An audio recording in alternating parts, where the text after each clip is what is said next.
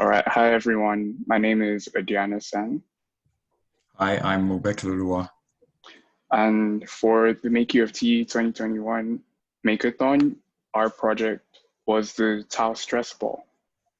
So about our project, we figured that we could make a device that would help people to show to their loved ones, to the people they cared about, that they were on their minds, to be able to connect people despite the isolation in this pandemic.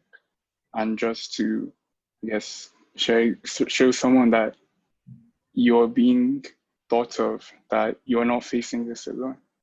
And we also figured that as a way to combat personal tension, being isolated as well, we would make the device a squishy stress ball as well, so that you could connect with people, but also help yourself relieve stress. Yeah, so the inspiration for this project came from the fact that we're stuck in a panoramic, whether we like it or not. Pun is, I guess the humor is intended there. And it's stressful sometimes, as my colleague said, but we've realized that we don't have to face it alone. So with the TOW stress ball, you can physically show other people you're here for them and care for them, regardless of actually having that physical connection, because all you need is a Wi-Fi connection. Exactly. And in order to make this project, a couple of the things we used the Google Cloud platform, specifically the IoT Core API that was there, in order to send data from our modules to the Google Cloud and to send data from the cloud back to our modules. The exact MCU that we used was the ESP32 DevKit V1. We used thin film resistive pressure sensors in the stress ball so that when a particular pressure level is measured, that data is transferred to the cloud and it signals the lights to turn on. We also use RGB LEDs in the balls so that the ball would light up when someone else with a matching um, ball signal squeezes theirs. We use a balloon to wrap the different components like the sensors and the LED, and we safeguarded the components with the bubble wrap inside the balloon. Yeah.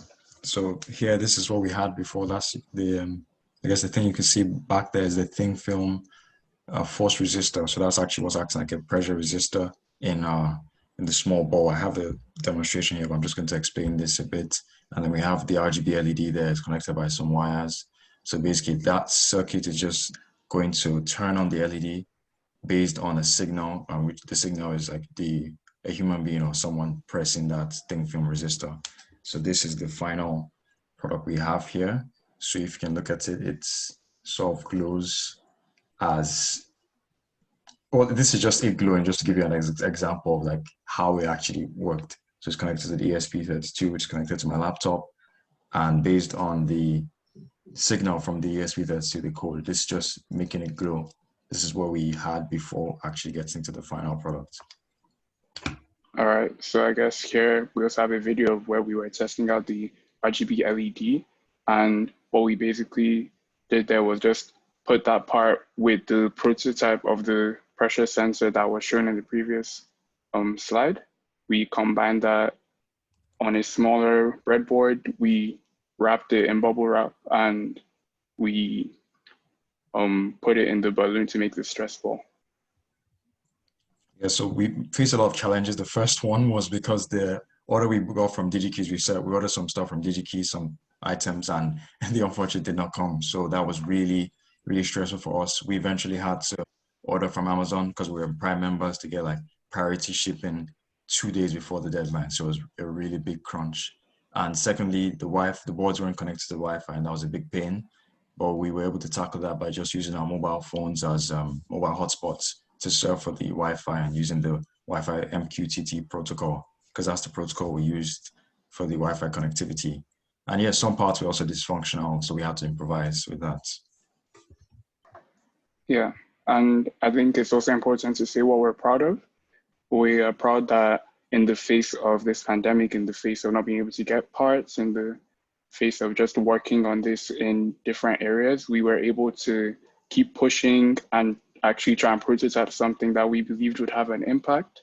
And we are also proud of how we split up the task between ourselves and the fact that we're able to learn new skills and interface with new technologies and just become, better engineers. Yeah. And yeah, the areas of improvement, some of which are first one on the list is definitely to replace the prototype exterior with translucent material. Because as you can see, we used a balloon for this. So it could potentially be better if we used a more translucent material because you could see the glowing, but it would have just been better if we did that.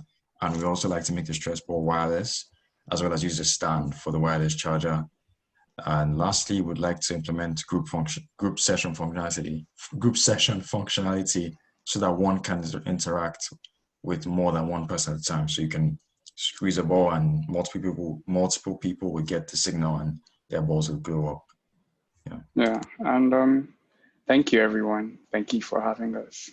Yeah.